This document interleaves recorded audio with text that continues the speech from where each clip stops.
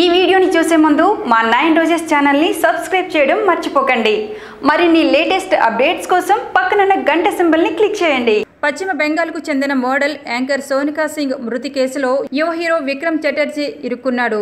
ఆయనను పోలీసులు అరెస్టు చేశారు. కాగా కారును అతివేగంతో నడిపి సోనికా మృతికి కారణమయ్యాడని విక్రమ్పై ఉన్న ఆరోపణ.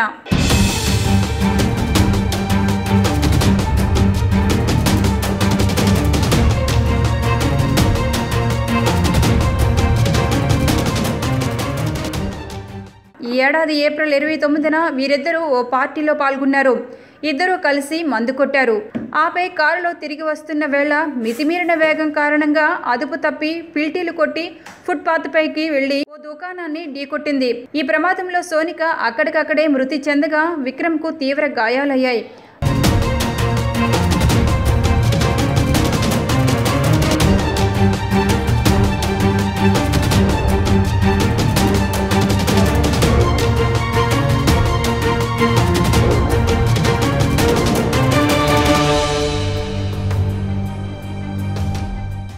వాహనం నడుపుతున్న విక్రమ్ మద్యం తాగి ఉన్నాడని తేలడంతో పోలీసులు అతనిపై కేసు నమోదు చేశారు. కాగా పార్టీ చేసుకుంటున్న సమయంలో మద్యం తాగుతూ తీసుకున్న ఫోటోలు స్నేహితులకు విక్రమ్ షేర్ చేయగా అవే ఇప్పుడు కేసులో కీలకంగా మారాయి. పైగా కారును అతివేగంగా నడపడం కూడా సోనికా మరణానికి కారణమైంది. విక్రమ్పై అభియోగాలు రుజువైతే 2 నుంచి 10 ఏళ్ల వరకు జైలు శిక్ష పడే అవకాశం ఉంది. మరోవైపు ఈ కేసు నుంచి విక్రమ్ను తప్పించేందుకు పోలీసులపైన రాజకీయ ఒత్తిళ్లు వస్తున్నట్టు తెలుస్తోంది.